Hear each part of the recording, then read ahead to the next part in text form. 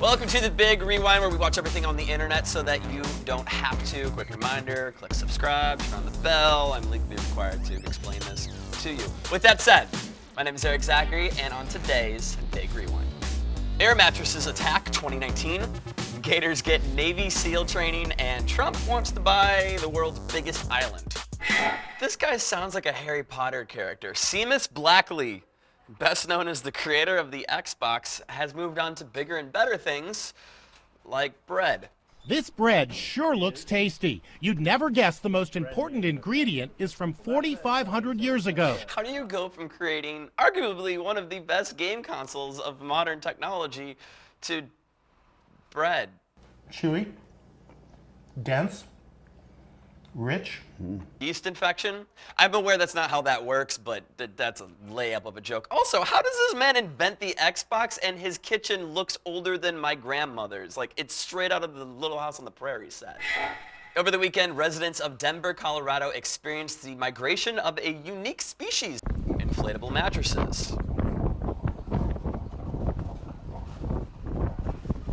Yeah, it looks like a suburban version of Sharknado or Twister. I feel so bad. These were set up for some movie Under the Stars event, and whoever took the time to inflate all of these and just set them perfectly. If you've ever had to do that drunkenly at 3 in the morning for a friend that was crashing with you, you understand how deflated that will make you. Get it? Deflate. I love that the kids are trying to catch him. Like, do they not understand? If that thing hits him head on, he just gone as I fall off set. None of them can catch them at all.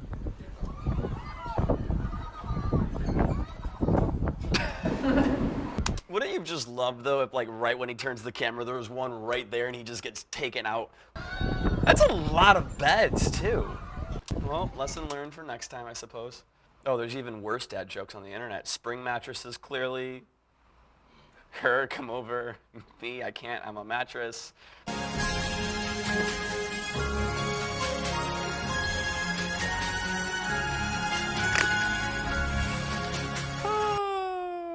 That's about it. If I can touch the sky. No, canceled. Come on, we know the rules. That's pretty good. That's pretty good with the cloud in the background, too. All right, we can't get much better than that. Moving on. So yesterday we were talking about the great debate over the best sitcom of all time, and today we focus on chicken sandwiches. Specifically, Popeyes versus Chick-fil-a.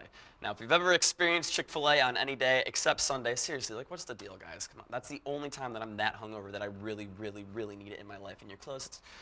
So Popeyes, who may have been slipping off the chicken game recently, that's not a phrase I thought I was going to say out loud today, decided, well, let's just copy it. And the problem is, it seems to be better. So as you scroll through the internet, this is one of the top trending things today. Everyone's trying the Popeyes chicken sandwich, and they're saying it's very good. Also, I guess Popeyes is starting to run out of the chicken sandwich because everyone's going to find it. You know why I'm here. You know why I'm here. They know why I'm here. Wendy's decided to jump in as well. Wendy's tweeted, y'all out here fighting about which of these fools has the second best chicken sandwich. So Popeyes said, well, it sounds like someone just ate one of our biscuits because y'all looking thirsty. But then Wendy's, as they do, coming through and just knocking them out. Laugh out loud. Guess that means the food's as dry as the jokes. I'm here for it. I stand a good fast food argument, man. Now, it's not quite an internet show if we don't include a Florida headline. Now, this doesn't include a Florida man or woman. It includes a Florida alligator, which is about the same thing.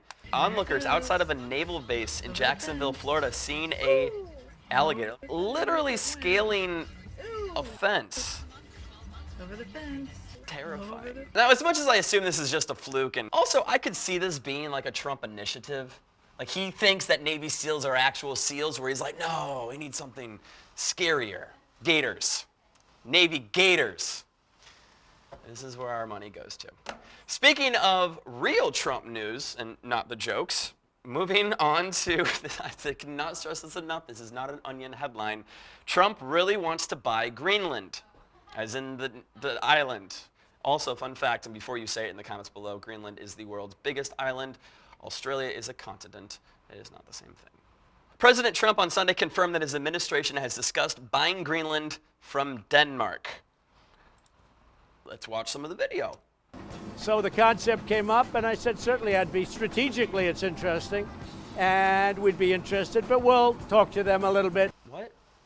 So the concept came up, and I said certainly I'd be strategically it's interesting, and we'd be interested, but we'll talk to them a little bit. Are you having a stroke? Do you smell burnt toast? I'm asking before we get into the whole fact that Denmark has quite literally said, we are not selling Greenland. That's not happening. This isn't even an option. Let's just break down what he just said. And I quote, and I said, certainly I'd be strategically, it's interesting, and we'd be interested, but we'll talk to them a little bit. It's like he's a broken Alexa, like just the first words that are coming. I like blue animal cheese plus red equals 12. That makes about the same amount of sense. Greenland's not for sale. Denmark keeps saying this. And Trump goes, no, it's great. We're allies. We're friends. We'll buy it from you. Denmark essentially owns it. We're very good allies with Denmark. We protect Denmark like we protect large portions of the world. But again, Danish officials going, yeah, cool. But again, it's not for sale. And then Trump goes, awesome. I'm going to put my hotel here. Don't worry, I won't do this.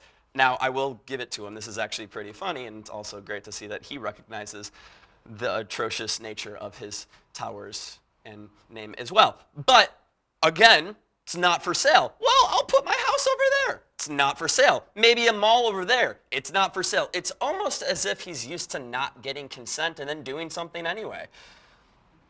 On that note, who did he get to Photoshop this for? Somebody at the Like White somebody House. knows his job is to Photoshop stuff for him to tweet? if he was a little smarter, I would have been like, oh, dope, he opened up like Photoshop or Print. No way, he doesn't even know Photoshop. Microsoft Paint tried to do this. He definitely has a graphics department.